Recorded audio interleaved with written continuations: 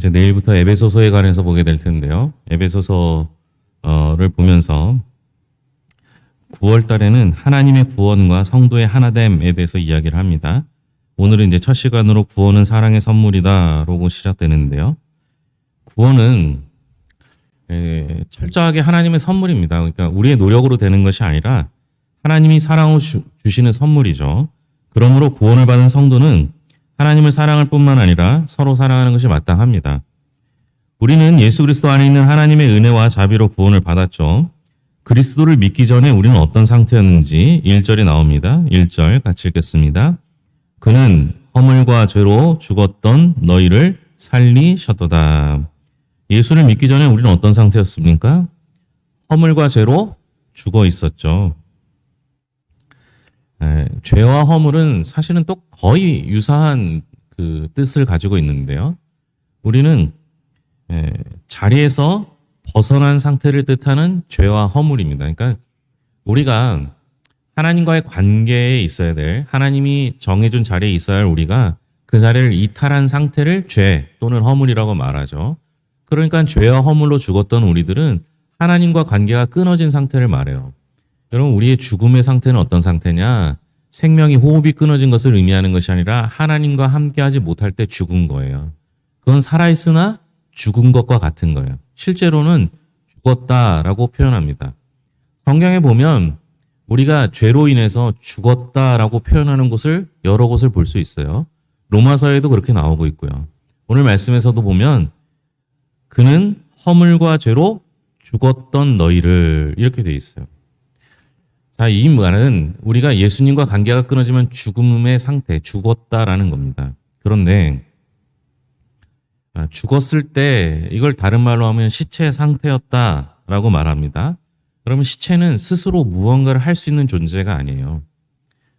감각이 사라지고 스스로 일어나지 못하고 스스로 무언가를 하지 못하는 상태가 되는 거죠.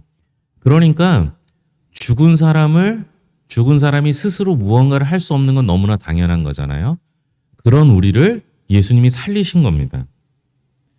그러니까 우리는 구원을 위해서는 어떤 것도 할 수 없는 영적 시체 상태였습니다.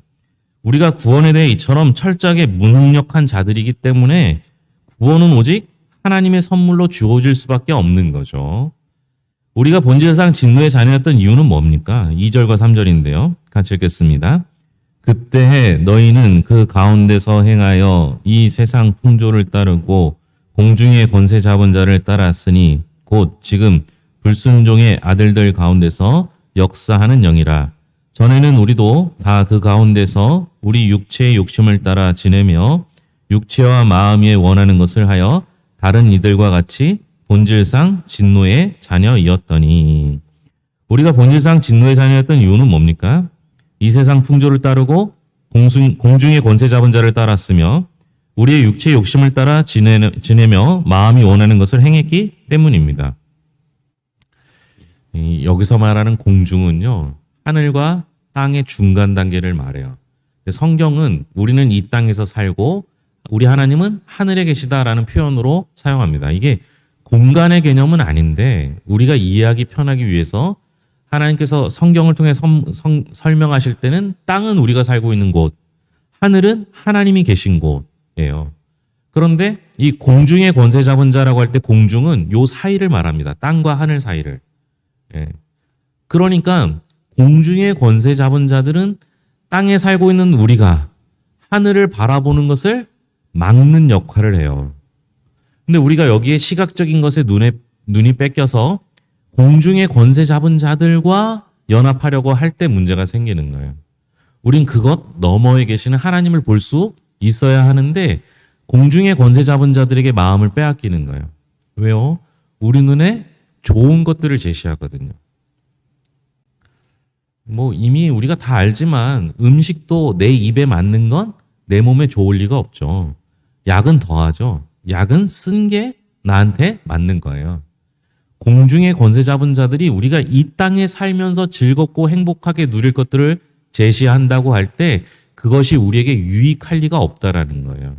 우리는 그들이 제시하는 화려한 것들을 뒤로하고 그 너머에 계시는 주님을 바라볼 수 있어야 한다라는 겁니다. 왜 자꾸만 공중의 권세 잡은 자들에게 우리의 마음이 뺏기느냐? 오늘 말씀대로라면 우리의 욕심 때문이라는 거죠. 내가 이 땅에서 더 욕심을 부리려고 하다 보니까 자꾸만 쓸데없는 것에 마음을 빼앗기게 되는 것이죠. 그런 우리를 하나님께서 그리스도를 통해 구원하신 이유가 무엇이겠습니까? 7절입니다. 7절. 같이 읽겠습니다. 이는 그리스도 예수 안에서 우리에게 자비하심으로써 그 은혜의 지극히 풍성함을 오는 여러 세대에 나타내려 하심이라. 우리를 구원하신 이유는 첫째는 자비하심이에요. 우리 하나님께서 우리를 사랑하시기 때문에 그래요. 두 번째는 하나님의 풍성하심 때문이에요. 세 번째는 오는 여러 세대에게 전하기 위한 거죠. 여러분, 구원은 내가 하나님의 자녀되기에 충분합니다. 그런데 그 충분한 정도가 어느 정도냐면 차고 넘치는 정도예요. 그래서 나만 받기에 급급한 것이 아니라 나도 받고 남도 나눠주어도 될 만큼 풍성한 거예요. 그래서 나를 구원하신 하나님께서 나를 통하여 모두가 구원받음을 보여주시는 것, 그것이 하나님께서 원하시는 방법이죠. 그래서 우리 하나님은 풍성하세요. 은혜가 풍성하신 분이에요. 그 하나님께서 나만 사랑하시는 것이 아니라 우리 모두를 사랑하시죠. 그래서 우리는 구원받은 자로 살면서 동시에 남에게 구원받을 수 있도록 도와주는 역할을 해야 하는 겁니다. 그리스도인이라는 사람은요, 그리스도인은요, 지금까지는 세상 풍조를 따라 살다가 죽은 자로 살았어요. 근데 예수를 믿고 나서 이제 별로 그게 재미가 없어져요. 욕심이 사라져요. 왜요? 공중의 권세 잡은 자를 보는 게 아니라 하늘에 계시는 하나님을 바라보게 돼요. 그러니까 우리는 구원받은 자로서 사는 것이 더 행복해지는 거예요. 이게 한순간에 되는 건 아니겠죠. 물론 우리가 하나님의 자녀가 되는 순간 완전히 변할 수 있어요. 이전에 좋아하던 거 이제 싫어할 수도 있어요. 그런데 우리의 습관이라는 게 그렇게 안 될 수도 있잖아요. 그러면 우리가 매 순간순간 변해가는 거예요. 예수님이 더 좋은 것으로. 지금까지는 예수님 말고 좋은 게 많았는데 예수님이 점점 더 좋아지는 거예요. 예수님에 대해서 더 깊이 알고 그분의 놀라운 사랑을 경험하고 나니까 그분이 점점 더 좋아지면서 예수님보다 더 좋았던 것들이 사라지게 되는 거예요. 그리스도인이란 그런 삶을 사는 것이죠. 물론 우리가 완벽한 그리스도인이 돼서 이제 예수 말고 아무것도 좋아하지 않는다 하면 너무 좋겠죠. 그게 안 되더라도 우리는 항상 주님을 바라보면서 주님을 더 사랑하는 사람이 되어야 합니다. 게다가 주님을 사랑하기 때문에 주님이 사랑하는 사람도 사랑할 수 있어야 하는 것이죠. 자, 그 다음에 나오는 이제 구원에 대한 얘기인데요. 하나님의 구원을 선물로 받은 우리는 선한 일을 위해 지음 받았습니다. 구원은 누구에게서 받은 선물인가? 8절입니다. 같이 읽겠습니다. 너희는 그 은혜에 의하여 믿음으로 말미암아 구원을 받았으니 이것은 너희에게서 난 것이 아니요 하나님의 선물이라. 구원은 누구에게서 받은 선물이라고요? 하나님의 선물이라는 거예요. 하나님의 선물이 왜 주어졌느냐? 은혜에 의해서요. 은혜. 은혜라는 것은 받을 자격이 없는 사람에게 주는 걸 은혜라고 해요. 우리가 구원받을 자격이 있어서 받은 거예요? 아니요. 철저하게 하나님의 선물인 거예요. 구원은 노력의 대가가 아니라 하나님의 호의로 거저받는 선물입니다. 우리는 본래 죄와 허물로 죽은 자들이기 때문에 구원을 위해 노력할 수가 없었어요. 왜요? 죽은 자였잖아요. 시체는 아무 노력을 할 수가 없어요. 그러니까 어쩔 수 없이 우리가 아닌 우리 외부로부터 힘에 의해 구원을 받아야 하는데 그게 하나님의 은혜로 된 거예요. 그게 선물이라는 것이죠. 우리가 속지 말아야 되는 거는요. 너 구원받는데 네가 뭐 한 게 있어? 라는 질문이에요. 이단들이 꼭 그렇게 이야기하죠. 구원받으려면 무언가 해야 돼. 이거는 이단뿐만 아니라 과거의 샤머니즘이나 타종교에서 다 나타나는 현상이에요. 구원을 받으려면, 복 받으려면 어떻게 해야 돼요? 뭔가 열심히 해야 돼요. 심청이가 공양 및 삼백석을 바치든지 인당수의 제물로 빠지든지 해야만 무언가 복을 받을 수 있다라고 말하는 거예요. 근데 여러분 그거에 속으면 안 돼요. 우리의 노력으로 된 게 아니라 철저하게 하나님의 은혜로 된 거예요. 그 방법 아니면 안 되는 거예요. 왜요? 우리는 죄로 죽은 자, 시체였기 때문에 우리의 힘으로 할 수 있는 게 아무것도 없었어요. 하나님이 살려주셔야만 되는 거예요. 그게 구원이라는 것이죠. 하나님께서 성령을 통해 우리에게 새 생명을 불어넣으시면 그제서야 비로소 우리는 진리를 믿기도 하고 행하기도 하는 산 사람이 될 수 있는 거예요. 구원이 우리의 행위에서 난 것이 아니라는 사실이 가져오는 결과는 뭘까요? 9절입니다. 9절 같이 읽겠습니다. 행위에서 난 것이 아니니 이는 누구든지 자랑하지 못하게 함이라. 구원이 우리의 행위에서 난 것이 아니라는 사실은 뭐냐? 왜 그렇게 했을까요? 누구든지 자랑하지 못하게 하려는 거예요. 구원은 우리의 노력으로 된 게 아니다. 왜요? 아무도 자랑할 사람이 없는 거예요. 이 말을 바꿔 말하면요. 자랑할 게 아무것도 없는 사람도 구원받을 수 있다는 거예요. 그래서 구원이 제일 공평해요. 모든 사람에게 가능하니까. 그렇죠? 아니 예를 들어서 1억을 바쳐야만 구원받는다. 그러면 구원받는 게 너무 쉬운 거예요. 1억만 구해오면 되는데. 그죠? 근데 이게 죽었다 깨나도 어려운 사람이 있어요. 누구예요? 예? 저 같은 사람은 1억을 빌려올 능력도 안 되거든요. 그럼 어떻게 해요? 저는 구원 못 받는 거예요. 그렇잖아요. 만약 어떤 노력의 대가를 해야 된다 해서 정해진 금액이 있거나 정해진 기도의 시간이 있거나 뭐 이러면은 그렇게 된다는 거예요. 그런데 구원은 우리가 죽었을 때 살리신 것이기 때문에 누구도 자랑할 사람이 없고 누구도 자랑할 사람이 없기 때문에 누구든지 받을 수 있는 거예요. 이 논리가 이해가 되시죠? 아니, 어떤 실력을 갖춰야만 구원받는다면 그 실력이 안 되는 사람은 구원받을 방법이 없잖아요. 그런데 우리 하나님은 어떤 노력, 대가를 원하는 것이 아니라 그저 믿기만 하면 구원받는다. 이렇게 말씀하셨잖아요. 그러니까 누구든지 구원받을 수 있어요. 조건이 필요 없는 거죠. 그래서 바울은 갈라디아서 6장 13절에서 내게는 우리 주 예수 그리스도의 십자가 외에는 결코 자랑할 것이 없으니 라고 고백하고 있습니다. 그러니까 여러분 신앙은요 구원에서 출발하는데요. 구원은 자랑할 게 아무것도 없어요. 맞죠? 우리의 신앙은 구원에서 항상 출발합니다. 그렇기 때문에 우리의 신앙은 구원에서 출발하는데 구원은 전적으로 하나님의 은혜이기 때문에 우리가 자랑할 사람이 아무도 없어요. 그러니까 교회 안에서 누구든지 더 우월한 사람은 없어요. 그렇죠? 시작이 구원이잖아요. 그 이전은 죄와 허물로 죽은 시체 같았던 우리였잖아요. 그러니까 시체 같던 우리가 주님의 은혜로 말미암아 구원을 받았어요. 자랑할 게 아무것도 없어요. 그러니까 그 이후에 우리가 믿음의 생활을 통해서 기도를 더 많이 한다든지 말씀을 더 많이 보고 예배에 열심히 참여한다든지 이런 것이 자랑의 근거가 되지 못하는 거예요. 우리의 자랑의 근거는 십자가 외에밖에 없다고 하는데 이 십자가가 은혜거든요.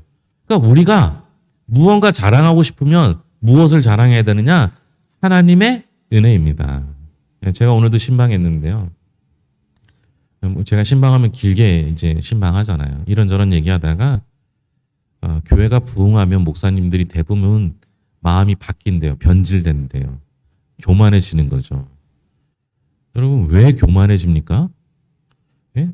우리 교회가 부흥하면 목사가 왜 교만해질까요? 그걸 제가 한 거라고 생각하면 교만해지는 거예요.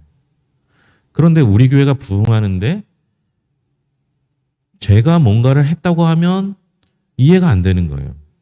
제가 뭔가 잘해서가 아니라 하나님이 은혜 주셔서요. 제가 늘 말하는 게 우리 교회는 하나님께 잘 보이자 이렇게 말씀드리잖아요. 하나님께서 해주신 거잖아요. 그러니까 우리가 자랑할 게 없는 거예요. 우리가 왜 자꾸 자랑하는 거예요? 교만한 마음이 들어오는 거예요. 왜 교만한 마음이 들어오는 거예요? 내가 무언가 노력의 대가로 얻었다라고 생각하기 때문에 그래요. 근데 여러분 우린 첫 출발이 구원이에요. 구원은 우리의 노력으로 된 게 아니라 철저하게 하나님의 은혜로 된 거예요. 아무도 자랑하지 못하게 하셨던 거죠. 우리가 자랑하려면 사람들이 미련하다 말하는 십자가의 도, 하나님의 은혜 외에는 자랑할 것이 없습니다. 하나님께서 우리를 그리스도 안에서 새롭게 만드신 이유는 뭐냐? 10절입니다. 우리는 그가 만드신 바라 그리스도 예수 안에서 선한 일을 위하여 지으심을 받은 자니 이 일은 하나님이 전에 예비하사 우리로 그 가운데서 행하게 하려 하심이니라. 하나님께서 그리스도 안에서 새로운 피조물로 만드신 이유는 뭐예요? 선한 일을 행하게 하려고. 오늘 에베소서의 개념에서 구원과 동시의 개념이 하나 나오는데요. 우리가 죽은 자 되었던 우리를 하나님께서 구원해서 살려주셨어요. 놀라운 건 거기서 끝나는 것이 아니라 우리를 하늘로 들려 올려서 하나님의 우편에 하나님과 함께 통치하게 하셨다는 거예요. 통치하게 하셨다. 이 통치를 우리가 다스림으로 이해하는 것이 아니라 오늘 본문의 말씀대로라면 그 통치는 선한 일을 행하는 거예요. 하나님께서 우리를 향하여 선한 일을 베푸셨듯이 우리가 구원받은 자로서 하나님과 함께 이 땅을 통치하게 되는데 그 통치의 개념은 선한 일을 하는 거예요. 그러니까 우리는요, 예수 믿고 선한 일을 하는 것이 마땅한 거예요. 주님이 그렇게 하셨고 그렇게 우리를 부르셨기 때문입니다. 내 삶의 주인은 내가 아닙니다. 하나님이 우리를 그렇게 살도록 만드셨어요. 이제 우리가 살아가는 방법은 선한 일을 행하며 살아가는 것입니다. 바울은 하나님의 사랑 안에서 은혜와 자비로 구원을 얻은 하나님의 자녀에게는 진정한 자랑거리는 그리스도의 십자가 외에는 없다라고 말합니다. 여러분, 그리스도의 십자가를 자랑하는 게 뭐겠어요? 네? 내 것이 없는 거예요. 내가 한 것이 없는 거예요. 하나님이 다 하셨어요. 이게 그냥 멋지게 하는 말이 아니라 정말 우리의 삶 가운데 하나님이 모든 걸 하셨어요. 다 하나님의 은혜임을 고백하는 것, 그것이 십자가를 자랑하는 거예요. 우리에게 맡겨진 책임이 있습니다. 이제 구원받은 자로 살아야 되는 거예요. 구원받은 자로 사는 건 선한 일을 행하는 거예요. 선한 일. 하나님이 기뻐하시는 일을 행하는 것. 하나님께서 우리를 구원하시고 하나님의 자녀 삼아 주셨고 하나님께서 우리를 하나님의 우편, 보좌 우편에 앉혀 주셨어요. 함께 세상을 통치하도록 해 주셨어요. 하나님께서 우리를 얼마나 기대하실까요? 중국교회에 하나님의 은혜를 부어주니까 중국교회가 참 선한 일을 하는구나. 선한 일을 얼마나 더 크게 할까? 저 교회를 부흥시켜주면 얼마나 더 많은 일들을 할까? 이렇게 기대하시지 않겠어요? 그 기대에 맞춰서 우리가 마땅히 해야 할 선한 일을 행하는 것. 이게 구원받은 자로 살아가는 방법입니다. 교회는 하나님의 사람들이 모인 곳이고 이곳에서 믿음을 단련시키고 교회를 성장시킬 뿐만 아니라 한 명 한 명이 믿음의 군사로 세움받아야 합니다. 그런데 교회는 마치 훈련소와 같아서 훈련만 받고 끝나는 곳이 되어서는 안 되고 영적 전쟁터로 내보내서 그곳에서 전쟁에서 승리하도록 해줘야 하는 거죠. 그래서 교회는 일주일에 한 번 주일날 하나님의 말씀을 듣고 새 힘을 얻고요. 나머지 6일 동안은 세상에서 여러분들이 안 믿는 사람들을 만나면서 그들과 함께 세상에서 빛과 소금의 역할을 하는 것. 그것이 하나님이 원하시는 선한 일이에요. 그게 잘 안 되니까 새벽에도 나오고 집에 가다가도 들려서 기도해야 되고 우리가 스스로 그렇게 자꾸 성숙해 나가야 되잖아요. 그러나 하나님께서 우리에게 맡기신 일은 구원받은 자로 세상을 변화시키길 원하는 것. 선하게 하나님의 뜻에 합당하게 하나님 기쁘시게 하는 일들을 행하게 하는 것. 그것이 우리에게 원하시는 바, 기대하시는 바라는 겁니다. 우린 자랑할 필요 없어요. 우리가 자랑할 건 하나님의 은혜밖에 없으니 하나님의 은혜를 자랑하고 그 은혜대로 살아갈 수 있기를 바랍니다. 기도하겠습니다. 하나님 아버지 감사합니다. 애초에 죽었던 우리를 그래서 스스로는 살아날 수도 아무런 일도 하지 못하던 우리를 다 죽은 우리를 살리셔서 하나님의 자녀 삼아 주셨습니다. 뿐만 아니라 하나님께서 우리와 함께 세상을 통치하고자 하십니다. 세상의 유혹에 마음을 빼앗기지 않게 하시고 공중의 권세 잡은 자 너머에 계시는 하나님만 바라보게 하여 주시옵소서. 우리의 삶의 목표는 하나님을 기쁘시게 하는 것입니다. 하나님께서 값없이 자격 없는 우리에게 은혜로 구원을 베푸셨던 것을 기억하게 하시고 애초에 우리는 죽은 자였으나 하나님으로 인하여 다시 살아난 자 되었으니 하나님께서 새롭게 창조하신 새로운 피조물의 목적대로 살아갈 수 있도록 도와 주시옵소서. 구원받고 나 혼자만 만족하는 삶이 아니라 구원받은 우리는 이제 앞으로 하나님이 원하시는 바 선한 일을 행하기로 소망합니다.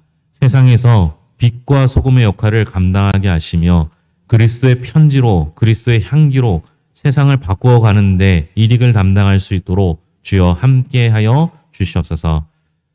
약한 이들을 강건케 하시는 하나님의 능력을 믿습니다. 애초에 약했습니다. 그래서 하나님을 더 의지합니다.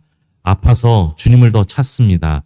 하나님 아버지, 우리에게 주어지는 아픔과 고난과 고통은 우리에게 저주가 아니라 오히려 하나님을 발견하게 되는 복이 될 줄로 믿습니다. 하나님, 더 주님 의지하도록 더 가까이 나아가게 하여 주시옵소서. 하나님 아버지, 이제 내일부터 9월달이 시작됩니다. 9월 한 달도 주님의 뜻대로 살기를 원하오니 우리를 붙잡아 주시옵소서.